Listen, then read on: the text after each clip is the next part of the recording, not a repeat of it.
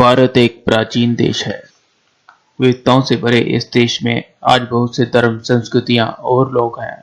आज हम जैसा भारत देखते हैं, अतीत में भारत ऐसा नहीं था। भारत बहुत ही विशाल देश हुआ करता था, जिसे अखंड भारत भी कहा जाता था। ईरान से इंडोनेशिया तक सारा हिंदुस्तान ही था। समय के साथ साथ भारत के टुकड़े होते चले गए, जिससे भारत की संस्कृति का अलग अलग जगहों में बंटवारा हो गया। हम आपको उन देशों के नाम बताएंगे जो कभी भारत के ही हिस्से थे। ईरान ईरान भी भारत का ही एक अभिन्न अंग था। ईरान में आर्य संस्कृति का उद्भव 2000 ईसा पूर्व उस वक्त हुआ जब बलूचिस्तान में के मार्ग से आर्य ईरान पहुंचे और अपनी सभ्यता व संस्कृति का प्रचार वहां किया। उन्हीं के नाम पर इस देश का नाम आर्याना पड़ा। सन 644 में अरबों ने ईरान पर आक्रमण कर इसे जीत लिया और इसका नाम आर्याना से ईरान रख दिया। कंबोडिया भी भारत का ही एक अभिन्न अंग था, जो अब एक स्वतंत्र देश है। प्रथम शताब्दी में कौंडिन्य नामक एक ब्राह्मण ने हिंद चीन में सनातनी हिंदू राज की वहां पर स्थापना की, जिसके नाम पर ही उस देश का नाम कौंडिन्य पड़ा, जो बाद में कंबोडिया बन गया।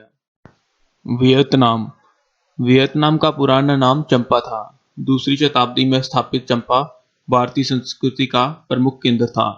यहाँ के चम लोगों ने भारतीय धर्म, भाषा, सभ्यता ग्रहण की थी।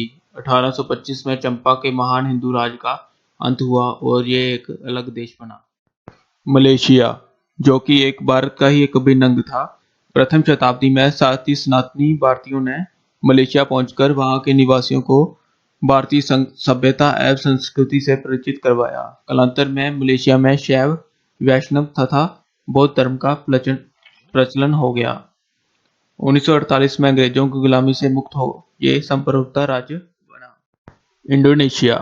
इंडोनेशिया किसी समय में भारत का एक संपन्न राज्य था। आज इंडोनेशिया में बाली द्वीप छोड़कर शेष सभी द्वीपों पर मुस्लिम बहुसंख्यक हैं। फिर भी हिंदू देवी देवताओं से यहाँ का जनमानस आज भी परंपराओं के से जुड़ा हुआ है।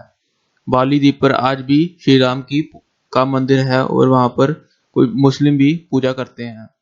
फिलीपींस में किसी समय भारतीय संस्कृति का पूर्ण प्रभाव था, पर 15वीं शताब्दी में मुस्लिमों के आक्रमण पर कर वहाँ आधिपत्य जमा लिया। आज भी फिलीपींस में कुछ हिंदू रीति रिवाज प्रचलित हैं। अफगानिस्तान 350 ईसा पूर्व तक भारत का ही एक अभिन्न अंग था।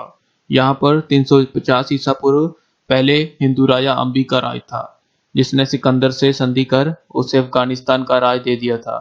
अफगानिस्तान महाभारत से भी जुड़ा हुआ है। रानी गंधारी और शकुनी यहीं के गंधार के रहने वाले थे, जिसे आज कंधार कहा जाता है।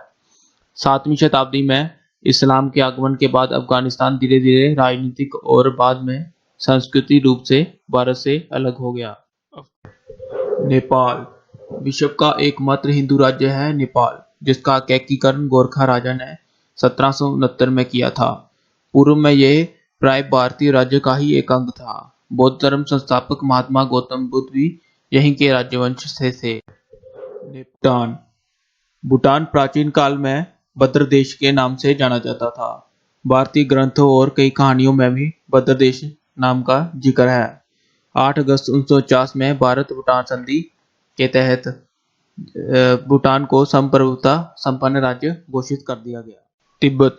तिब्बत का उल्लेख हमारे ग्रंथों में त्रिविशिष्ट के नाम से आता है। जहां बौद्ध धर्म का प्रचार 4वीं शताब्दी में शुरू हुआ। तिब्बत प्राचीन भारत के सांस्कृतिक प्रभाव क्षेत्र में था। भारतीय शासकों की अदूरदर्शिता के कारण चीन ने 1957 में तिब्बत पर कब्जा कर लिया। श्रीलंका का प्राचीन नाम ताम्रपानी था। श्रीलंका भारत का प्रमुख अंग था। 1505 में पुर्तगाली और 1606 में डच और 1795 में अंग्रेजों ने लंका पर अधिकार किया। 1935 में अंग्रेजों ने लंका को भारत से अलग कर दिया। म्यांमार का पहला नाम ब्रह्मा था, जो प्राचीन भारत का ही एक अंग था। आराकान की अनुसूचियों के अनुसार यहाँ का प्रथम राजा वाराणसी का एक राजकुमार था। 1852 में अंग्रेजों का ब्रह्मा पर अधिकार हो गया। 1937 में इसे भारत से अलग कर दिया गया। पाकिस्तान।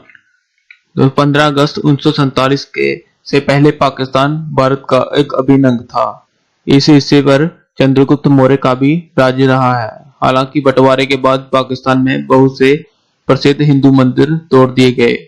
51 शक्तिपीठों में से एक पाकिस्तान में भी है, जहां मां सती के अंग गिरे थे। बांग्लादेश। बांग्लादेश भी 15 अगस्त 1947 से पहले भारत का ही एक अभिन्न अंग था। देश विभाजन के बाद पूर्वी पाकिस्तान के रूप में ये भारत से अलग हो गया, जिसे भारतीय फौज ने 1971 में इसे पाकिस्तान से अलग कर बांग्लादेश बना दिया। 51 शक्तिपीठों में से 4 बांग्लादेश में भी है, जो आज भी वहां मौजूद है। थाईलैंड। थाईलैंड, जिसका प्राचीन भारतीय नाम श्यामदेश है, जिसका बाद में ये नाम थाईलैंड पड़ा। यहाँ पर चक्री हिंदू राजवंश का राज रहा। बाद में यहाँ बौद्ध मत का काफी प्रचार हुआ और अब यहाँ की ज्यादातर आबादी बौद्ध ही है। इसके अलावा सुमात्रा, मालदीव जैसे देश भी भारत का ही एक हिस्सा थे। प्राचीन भारत बहुत ही संपन्न था और दूर दूर से लोग हमारी संस्कृति सीखने आया करते थे। नालंदा और तक्षशिला जैसे ज्ञान भंडार हमारे देश में ही थे। जब दुनिया अपना नाम तक नहीं जानती थी, हमारे देश में ऋषि मुनि बहुत से गहरे अनुसंधान किया करते थे।